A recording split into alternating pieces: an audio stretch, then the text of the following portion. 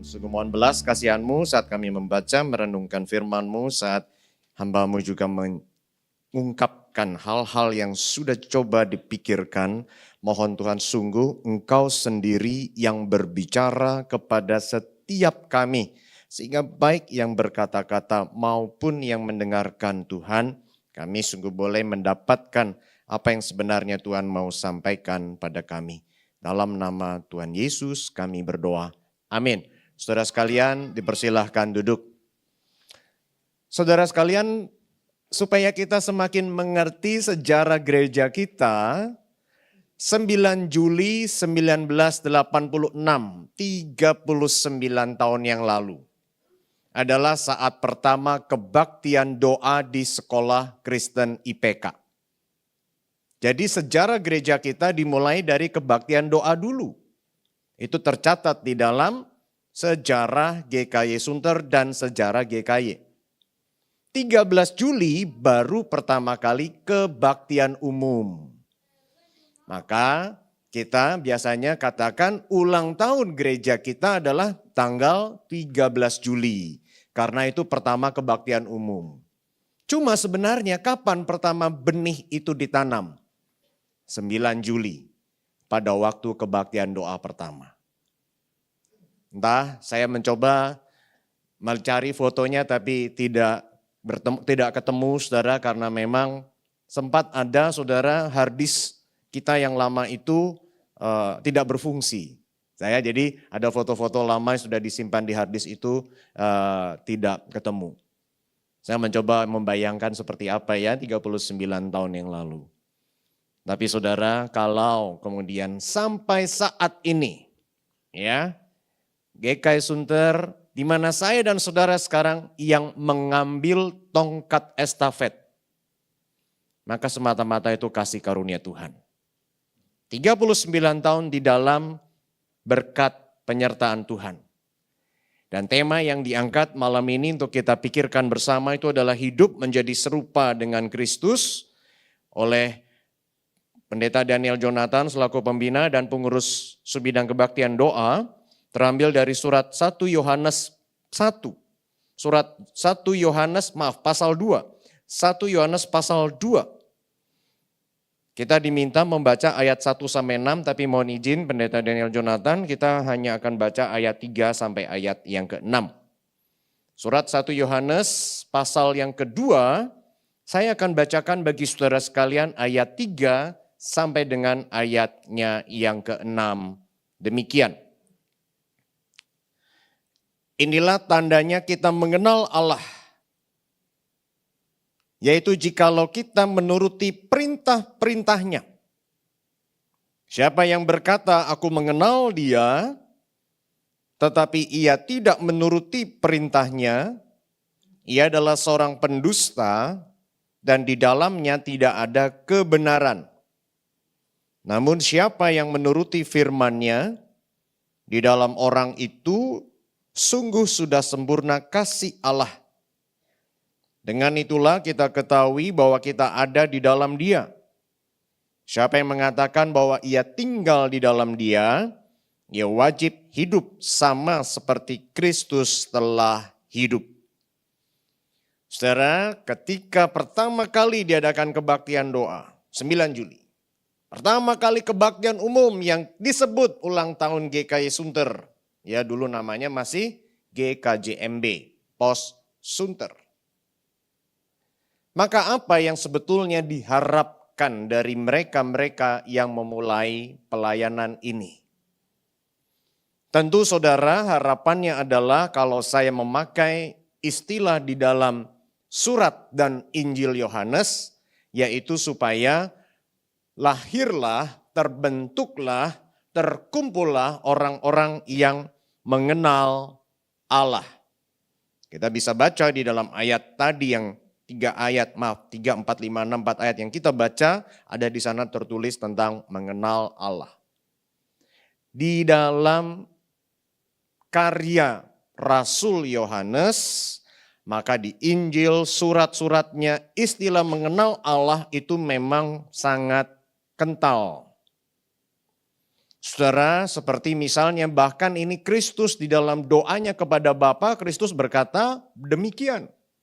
Inilah hidup yang kekal itu, yaitu bahwa mereka mengenal Engkau satu-satunya Allah yang benar, dan mengenal Yesus Kristus yang telah Engkau utus. Maka secara teologi Kristen di dalam bahasa-bahasa kekristenan, kita tidak jarang mendengar istilah mengenal Allah. Dalam bahasa Indonesia, mengenal. Tapi memang kita tahu ada mengenal, ada mengetahui. Ya, memang kalau di dalam istilah bahasa Inggris, knowing, to know itu sepertinya dipakai silih berganti. Ada orang tahu ada yang maha tinggi, tapi mengenal itu beda. Ya, misalnya kan, saya tahu presiden kita, Presiden Prabowo, tapi saya tidak mengenalnya sedekat, misalnya orang-orang yang berada dekat dengan beliau. Maka saudara, memang terjemahan ini menolong kita memahami apa yang dari bahasa aslinya itu memang memakai sebuah kata yang saya bisa jelaskan seperti ini. Mengenal dalam sebuah relasi. Pengenalan yang experiential. Karena apa saudara? Di dalam pemikiran orang Yahudi, mereka itu menyebut saudara, saya pakai kata ini mohon maaf ya, menyebut istilah suami menghampiri istri atau itu konotasi hubungan intim, suami dengan istri memakai sebuah kata dalam bahasa Ibrani itu yada. Yada itu mengenal dalam terjemahan bahasa Indonesia. Jadi permainan kata atau kata yang dipakai secara maknanya di sana sebenarnya yada atau paralelnya dalam bahasa Yunaninya itu ginosko, itu bukan sekedar saya, seperti saya tahu, saya kenal Pak Adam, tapi lebih intimate lagi. Saya mengenal istri saya. Pak Adam mengenal saya, tapi pengenalan Pak Adam terhadap istrinya jauh lebih dalam daripada pengenalan kepada saya. Nah, jadi ini membedakan lagi saudara. Ya, saya bisa punya sahabat, pengenalan saya pada sahabat saya lebih daripada saudara kenal pribadi tersebut, betul. Tapi sekenal-kenalnya saya dengan sahabat saya paling kenal istri saya. Intimate banget. Nah, itulah yang dimaksud dengan pengenalan dalam terminologi, dalam istilah di karya-karyanya Yohanes. Lalu kemudian saudara, hal yang penting yang kita lihat di dalam teks yang tadi kita baca itu sebetulnya ada sebuah ungkapan ini. Dan inilah tandanya. Di dalam terjemahan bahasa Inggris, in this we know, for this we know, for this is the sign, mirip-mirip gitu dah kira-kira. Gitu saudara. Tapi lebih kepada in this we know. Ya itu saudara. 7 kali di dalam surat 1 Yohanes. Kenapa harus dikatakan inilah tandanya kita mengenal Allah? Karena saudaraku pada zaman itu muncul pengajar yang disebut pengajar gnostisisme. Ajarannya mirip ajaran para rasul, tapi tidak benar. Perbuatannya mungkin mirip. Nah saudara, maka dikatakan inilah tandanya, maksudnya supaya jemaat yang dilayani Yohanes tidak salah. Sama saudara seperti ibaratnya nih, nah saudara kalau kita dapat uang ini kita percaya nggak saudara?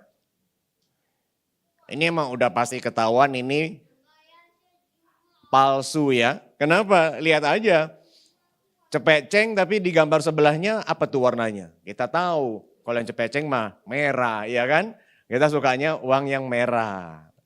Anak saya waktu kecil kan gitu Imlek ya sama iinya dikasih angpau. Kan anak kecil waktu 3 tahun, 6 tahun gitu kan cicinya udah lebih tahu uang, yang adiknya kan enggak. Jadi dikerjain sama cicinya. Kamu suka warna hijau kan? Dikasih yang hijau ya, yang merah buat cici. Dikasih saudara, padahal yang merah itu nilainya cepeceng. Yang hijau tuh kita tahu mungkin noban, kira-kira kan gitu ya saudara ya. Kita begitu lihat gini kita tahu ini salah. Ya, kalau di dalam kita mengenal itu uang palsu atau enggak kan 3D toh, dilihat, diraba, diterawang. Begitu dilihat kagak bener kita langsung tahu ini mah palsu. Kita raba itu lebih dalam daripada dilihat, betul? Diterawang lebih dalam lagi. Kadang-kadang untuk diterawang itu pakai alat yang ada ultravioletnya itu. Dulu pada waktu saya masih berusaha sendiri di kantor saya ada saudara. Karena kami dulu suka terima uang cash kan zaman dulu ya. Tahun 2000-an semua masih serba cash toh. Jadi untuk ngecek tuh itu asli atau palsu. Nah saudara sekalian sekarang bayangkan. Kalau kita bertemu dengan orang-orang yang mengatakan pengajaran Kristen yang benar. Orang Kristen jangan males ke gereja. Orang Kristen harus ngomong yang baik dong. Kalau setiap kali ketemu kita shalom ya dengan senyuman manis. Tatapan penuh kasih dan baik banget kata-katanya manis. Bukan asal ngomong. Rajin kebaktian doa, rajin kebaktian hari Minggu. Diminta datang awal, datang lebih awal. Kita nilai apa orang-orang begitu? Kita pasti menilainya ini orang Kristen beneran. Dilihat seperti kita lihat mata uang. Dilihat seperti asli. Tapi seperti mata uang yang kelihatan itu tidak serta-merta menunjukkan itu asli, perlu diraba, dilihat lebih dalam, perlu diterawang lebih dalam lagi, begitu juga saya dan saudara. Saudara melihat orang-orang termasuk saya, saudara bisa menilai ini orang Kristen sungguh-sungguh, yakin. Saudara berpikir hidup kita sudah seperti orang Kristen sungguh-sungguh yang mengenal Allah. Benar. Saudara mari kita jujur kepada diri sendiri, mana lebih mudah. Kita di momen tertentu, di hari tertentu, di tempat ibadah ini, kita mengucapkan kalimat-kalimat rohani, kita berbuat rajin di kebaktian atau dalam sepanjang hidup kita melakukan firman Tuhan ketika ada orang maupun ketika tidak ada orang. Saudara, dengan lebih cepat saya melihat bahwa hidup kita seringkali terfragmentasi berdasarkan tempat. Di gereja otomatis kita itu ibaratnya secara wajar kita menjaga perilaku kita. Begitu kita di luar gereja, kita mungkin sekali menjadi orang yang berbeda. Bahkan ada tempat tertentu yang menempatkan kita di posisi yang di atas batu yang licin. Contohnya kalau kita bekerja, tiba-tiba Tuhan tempatkan kita diutus pergi ke tempat di mana di situ sangat dekat dengan ketidakbenaran. Waktu. Mohon maaf sekali karena saya pernah mengalaminya juga. Di periode ketika melayani, kita bisa jadi orang Kristen yang sungguh-sungguh. Tapi begitu sudah tidak melayani lagi. Begitu kita sudah nggak melayani lagi. Maka tidak jarang tuh, saudara, ada dikatakan, kalau udah nggak menjabat mah, udah nggak kelihatan lagi deh. Peran. Saya waktu jadi hamba Tuhan, pasti menjaga diri. Tapi waktu saya berperan sebagai suami, berperan sebagai papa, berperan sebagai anak, berperan di luar, di mana orang nggak tahu saya siapa. Saudara, kenapa saudara? Karena setiap kita itu sebenarnya punya kecenderungan ingin dinilai baik oleh orang lain. Sejauh jiwa kita sehat, saudara, kita cenderung mengatur perilaku, perkataan, pikiran, ekspresi sesuai apa yang diharapkan. Jadi saudara, memang kalau dikatakan di dalam teks yang tadi kita baca, inilah tandanya orang yang mengenal Allah, yaitu jikalau menuruti perintah-perintahnya, maka sebenarnya saya bisa menyatakan indikasi seseorang yang mengenal Allah dalam moralitas yang benar. Perbuatannya seperti yang Tuhan mau, dalam kalimat yang lazim dipakai oleh kekristenan, hidup serupa dengan Kristus. Itu tanda sebenarnya. Dan itu yang firman Tuhan ngomong. Loh, kok begitu sih? Musa nggak salah nih ngomongnya. Tapi Alkitab ngomong gitu. Loh, cuman kan barusan saya baru aja ngomong. Kita itu kalau di kondisi tertentu kita bisa menyesuaikan diri kita. Maka mari kita lebih dalam lagi. Dilihat, diraba, diterawang. Mari kita jangan berhenti pada berarti indikasinya adalah moralitas yang benar. Karena apa? Saya bisa menunjukkan kepada saudara moralitas yang benar. Tapi saudara nggak tahu hati saya. Saudara nggak tahu di tempat tersembunyi saya ngapain. Karena apa saudara? Mengerikan sekali kondisi manusia sebenarnya. Seperti yang saya sudah katakan. Orang itu bisa bertindak, berkata-kata, berpikir yang sebenarnya bahkan gak sesuai dengan pengetahuan dia.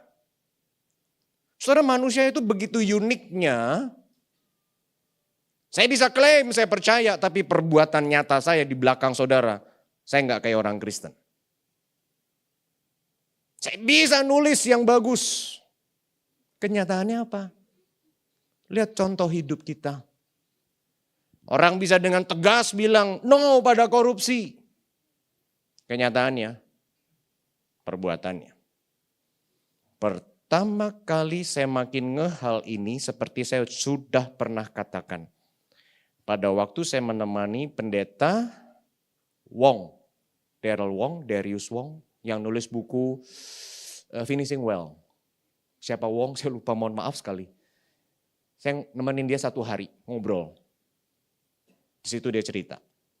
Dia lulus bareng-bareng sama temannya dari Inggris. Menulis tesis S2 yang sangat bagus. Begitu lulus, temannya ini ngomong, I do not believe everything that I wrote. Manusia itu unik sekali ya saudara ya. Bisa menulis begitu baik tapi sebenarnya bukan itu yang diyakini. Loh, ditanya dong sama pendeta ini, loh lalu kamu kok bisa nulis gitu? Yes, because I like theology. Saya senang pikiran-pikiran teologis, tapi yang aku pikirkan aku gak percayai. Loh, hebat ya manusia ya. Tapi jangan-jangan itu saya dan saudara. Apalagi saudara, bagian yang sebelah sana. Hati nurani itu adalah anugerah umum. Anak dari kecil dididik dengan bagus, hati nuraninya bisa baik. Maka perbuatan baik yang umum, non-Kristen pun teman-teman kita, bahkan saya punya banyak teman non-Kristen yang sangat baik, itu karena hati nuraninya baik. Tapi manusia bisa menekan hati nuraninya. Meskipun hati nuraninya berkata, jangan lakukan, tetap orang lakukan. Dan celakanya, jangan dikira orang Kristen tidak bisa menekan hati nurani. Meskipun firman Tuhan bilang di kitab Ibrani yang saya tulis tuh, Ibrani 9:14. Hati nurani kita sudah disucikan oleh darah Kristus. Tapi saya dan saudara mungkin pernah mengalami hal yang simpel aja. Ayo saat teduh. Aduh males banget, enakan juga bangun siangan. Ayo ke gereja sekarang, aduh males banget, mendingan mas saya car free day aja deh jalan-jalan. Ayo cepetan tidur, aduh gak deh enakan nonton ini asik sama teman-teman dugem. Besok pagi bangun kesiangan, udahlah gak apa-apa ada kebaktian sore. Kecapean, ya sudahlah gak apa-apa, minggu depan masih ada hari Minggu lagi. Tapi itu siapa? Saya dan saudara. Hati nurani kita berseru-seru tapi kita bisa tekan. Saudara, jadi kita itu mari kita semakin aware dengan diri kita. Belum lagi satu aspek lagi saudara, ini kita jujur yuk saudara ya. Karena ini kan, kita bisa seringkali melakukan perbuatan moral yang benar, tapi supaya tidak karena konsekuensi sosialnya. Bukan karena kita benar-benar takut sama Tuhan. Saya pendeta harus jaga image dong di depan jemaat. Tapi kalau nggak ada saudara, siapa bisa ngecek? Tapi kadang kemudian daripada dihukum. Seperti kisah dari beberapa orang dan banyak orang. Sudah banyak sekali kisah yang kadang seorang pendeta besar itu sampai jatuh begitu rupa dan membuat banyak pengikutnya itu begitu kecewa. Waktu saya di Bali, saya itu spend cukup sering beberapa kali saya dengan Tracy Trinita. Mantan model yang sudah sampai ke Amerika, dan terakhir itu dia adalah Ravi Zacharias representatif di Indonesia. Karena dia sudah certified, dia sudah lulus, dia sekarang sudah menjadi pendeta. Dia kuliah di Inggris, dia sepenuhnya sekarang melayani Tuhan, dia sekarang bagian dari Gereja Kristen Protestan Bali untuk melayani orang-orang atau melayani mereka yang berbahasa Inggris. Jadi English Worship Service-nya, Gereja Kristen Protestan Bali, ini pendetanya. Dia dulu adalah representatif Ravi Zacharias. Begitu peristiwa Ravi itu terjadi, hancur hatinya. Dia sampai sekian lama gak mau pelayanan, dia sudah begitu hancur gak mau ke gereja. Karena apa? Tokoh sebesar itu. Saudara, kisah beliau itu sudah sangat terbuka. Bukan lagi sesuatu yang perlu ditutup-tutupi, tapi kita perlu belajar. Kita mungkin dengan gampang nuding, kamu bisa begitu, tapi tuding diri sendiri. Kenapa saya juga bisa begitu?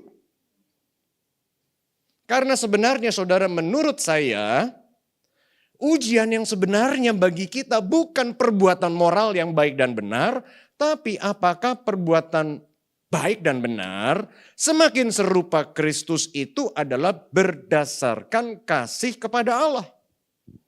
Firman Tuhan itu yang tadi kita baca berkata begini, namun siapa yang menuruti firman-Nya, di dalam orang itu sungguh sudah sempurna kasih Allah.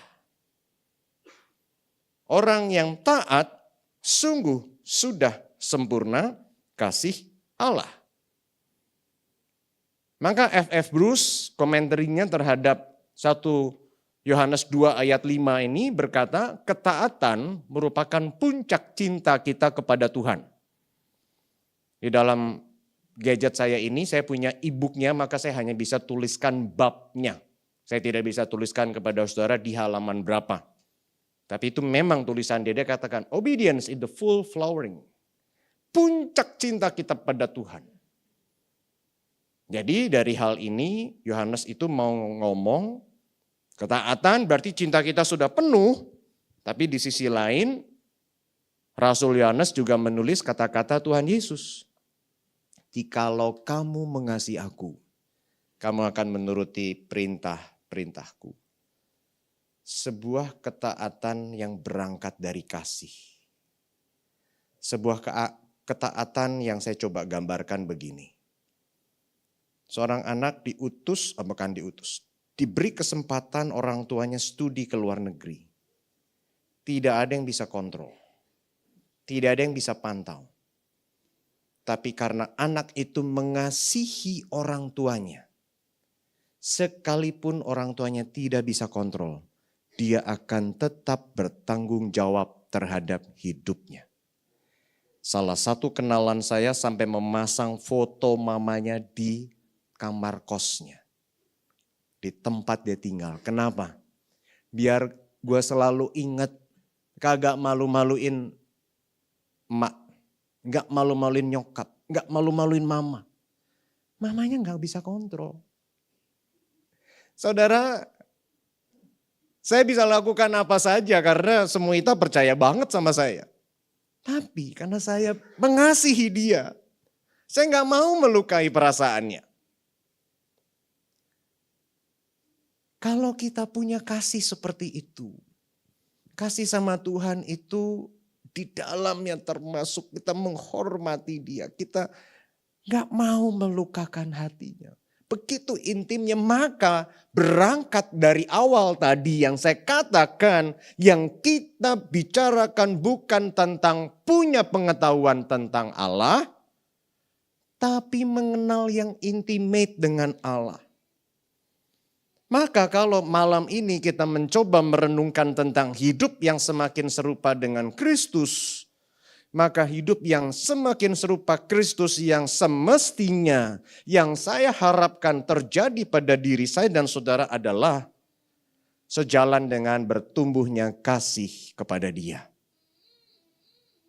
Bukan sekedar perbuatan di luar, tapi kembali dari dalam. Apakah kita mengasihi Dia?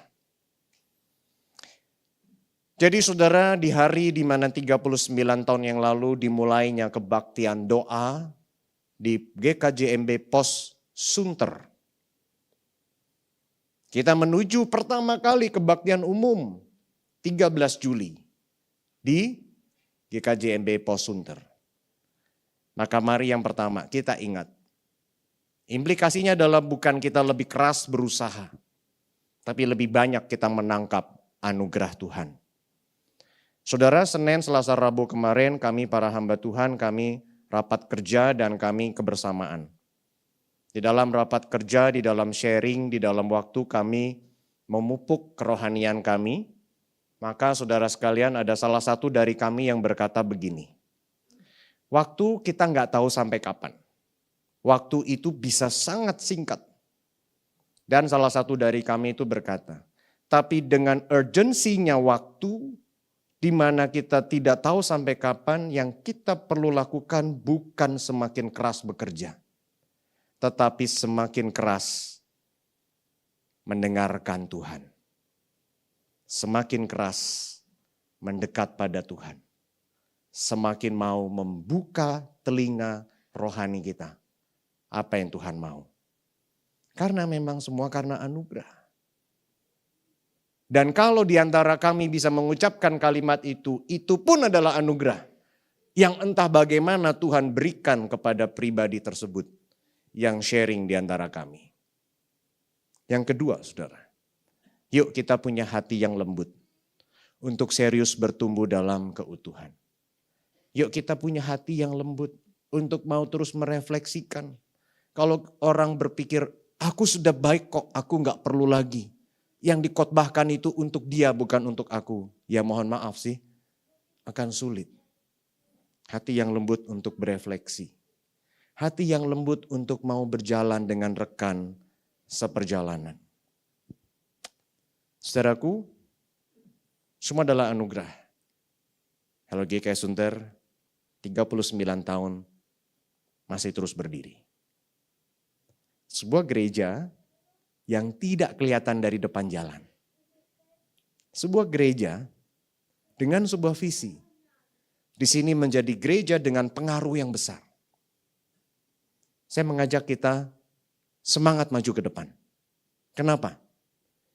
Bukan karena kekuatan kita.